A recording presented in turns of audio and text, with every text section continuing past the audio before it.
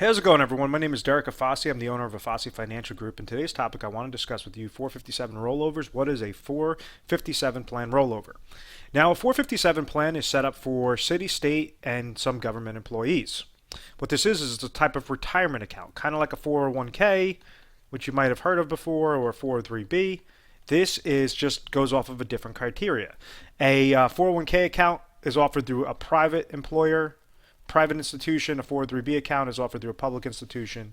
Essentially, what happens is with any of these types of retirement accounts, they are deemed qualified retirement accounts, but they have different nuances, different types of structures on how a 457 is different than a 401k account.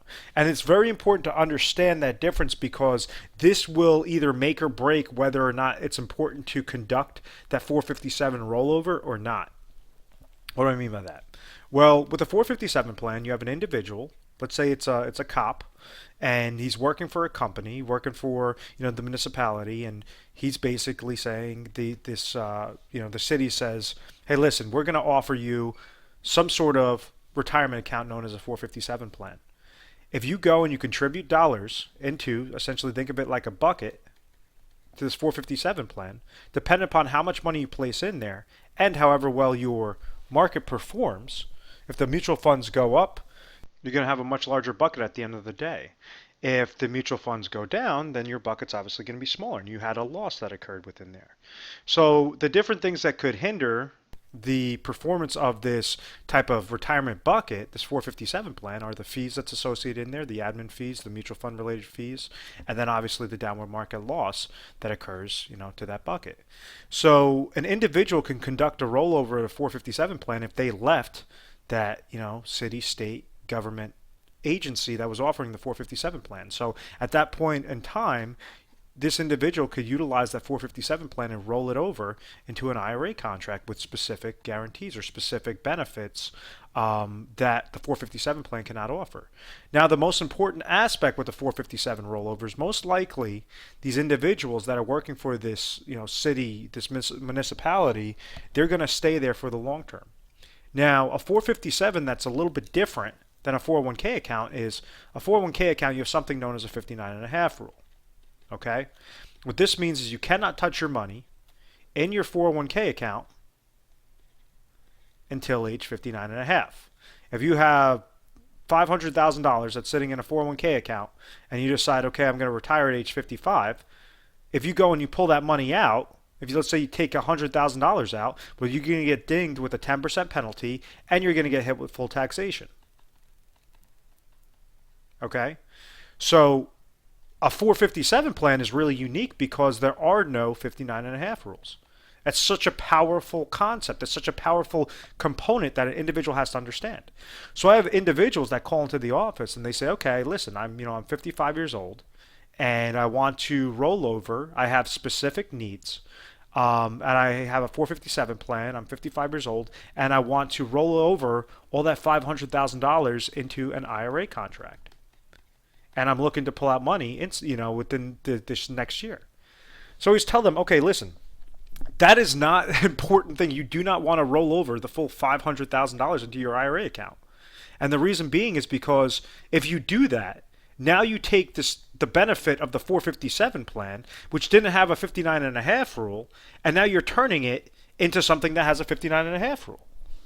So with that sort of situation, and an individual typically wants to conduct a rollover because they understand that risk associated with the 457 account. You have something known as reverse dollar cost averaging that completely hinders 457 plans. It's known as mutual fund related fees, which I touched up on before. You have administrative fees, or a financial advisor might be monitoring that account, known as a wrap fee. You have downward market loss potential, and if you're looking to pull out income from this account, those are four negatives that could severely impact your retirement account, severely impact that 457 plan. So if you had $1 million in your 457 plan, and let's say you decide to pull out 5% one year, well, that's $50,000. If you had fees of 1%, through mutual fund, fees of an advisor of 1%, a downward market loss of 10%, and you pulled out 5%, well, you didn't only take out $50,000 that year, but you would have ended up losing 10% plus 5 plus 1 plus 1. You would have ended up losing $170,000 of value that 1 year. Your $1,000,000 would have dropped all the way down to $830,000 that 1 year because you didn't do it the correct way or because you didn't prepare for the worst case scenario. So individuals that have a specific income goal, you could go and roll over a portion of that TSP money into an IRA contract that has specific contractual guarantees. Now, with this individual that's 55 that wants to start pulling out income from ages 56 going forward, well, you could go leave a portion of it into the thrift savings plan account. Let's say if this individual needs $50,000 a year for the next 3 years. Well, we understand we'll leave $150,000 into that TSP, to that 457 account. Allow that individual and throw it into the fixed option through the 457 plan.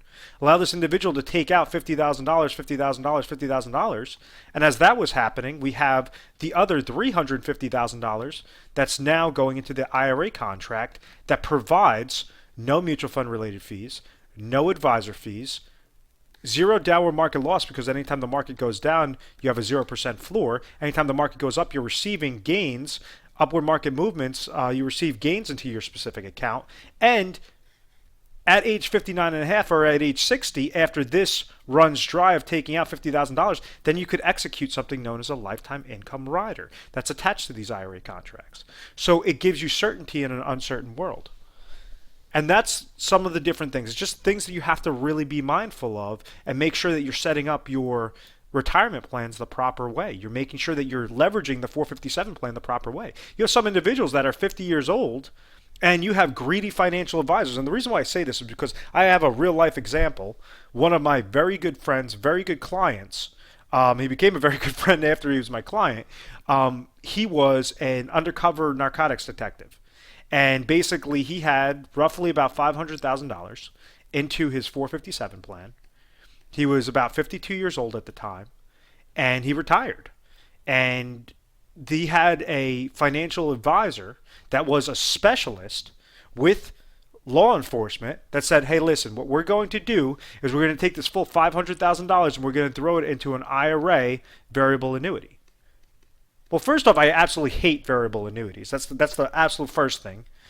He was charging them unbelievable amount of fees. It was over 7% in fees in a given year through the variable annuity fees and the wrap fee, the advisor fee that was being charged. And his account was susceptible to downward market loss. But the most important negative that this advisor did with him was he took all the money, all that advantage of having it at age 52 of a 457 plan, and he didn't leave anything in the 457 plan. He took the full amount and placed it into the IRA contract. So now my client, after a couple of years of kind of just working and doing part-time work, he wanted to start pulling money from this account. Well, at age 55, he decided to start pulling money out of this account, but now he's subject to that 59 and a half rule because the advisor set it up the wrong way. It was a greedy financial advisor. Now, from the variable annuity contract that he was placed in, I made sure to roll it over. We put it into something that didn't have any fees associated with it. It was sufficing his income goal a lot better, but at that same standpoint, he was still subject to the 59 and a half rule. The damage was already done. Now, I was able to stop the bleeding, but ultimately it was because of that greedy financial advisor that set up the 457 plan the wrong way and was not educated on 457s properly and was only looking to make a commission. That's where the problem lied. And that's why you have to really do your due diligence. And you want to make sure that you're going with a reputable company. One of the things that we do, anytime, call our 1-800 number. It's 1-800-566-1002. When calling in, say, hey, listen, I have a 457 plan. I'm thinking about possibly doing a rollover, and I want to get some advice. You'd be dealing with a 457 plan specialist that's going to ask you a slew of questions and really get you thinking, okay, what is most important for you? Do you want to have just safe, consistent growth and not so much concerned about an income? Or do you want to have safe, consistent growth and also make sure that you have a lifetime income at a specific point in time? Do you want to structure it the proper way? And majority of individuals that call our office, some individuals, we tell them, listen, what you're doing right now, just stay put. You don't have to do anything. other individuals, the majority of individuals, we're able to uncover certain gaps. With those specific gaps, just like that example, if you have $500,000 and all it takes to suffice that specific gap is $100,000 into a rollover in an IRA contract, well, that's all you need to do. You could take $400,000, leave it in the 457 plan, allow that, and we'll give you recommendations on how to set that up properly.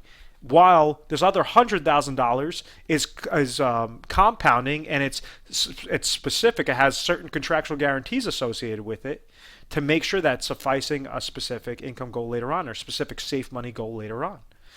On average, individuals that call our office that we do uncover certain gaps, on average we go through over 1,200 different contracts and strategies per individual situation. This is why we are A+ rated on the Better Business Bureau. We've always had very good reviews. We've never had any complaints, and it's because of this methodical process. And the name of our process is known as the Retire Sharp Planning System. It's proprietary to us, to our company. The name of our website is retiresharp.com. The name of our YouTube channel is Retire Sharp. The name of our actual company is Afasi Financial Group, and we are an independent agency. So we get to leverage every single contract out there in your specific state. So you're not playing the guessing game. You're not just going to the advisor up the road that could only offer you company XYZ. We're saying, listen, based upon your specific state, based upon your specific age, there's exact niche contracts and exact niche strategies that you want to be aware of, and you want to make sure that you're leveraging the proper way so that you could get from point A to point B successfully. From point A to point B, meaning your retirement success, your retirement planning. You're doing it the proper way. Once again, my name is Derek Afasi. I'm the owner of Afasi Financial Group. I want you to please subscribe to our YouTube channel, Retire Sharp, so you have access to the most updated videos. I hope that you found some value into this. We are available at the 1-800 number, 566-1002. We are available 24 hours a day, 7 days a week. We implemented that within the year. And it was because of the volume that we get on a national basis. Depending upon your state, there's going to be specific contracts. Depending upon their age, there's going to be specific contracts. Depending upon the amount of money that you're looking to basically place and possibly conduct that rollover. But you want to make sure that you're doing your due diligence, and it's only going to occur if it's necessary, if it's correct for your situation, and you do not want to fall victim to what happened to one of my really good friends and clients, that fell victim to a greedy financial advisor. And, we're going to try to educate you best I can through video tutorials, literature pieces, whatever that is, whatever will correlate directly to your education mindset. So, all right, guys, thank you so much. And please be on the lookout for some of the most updated videos. Thanks.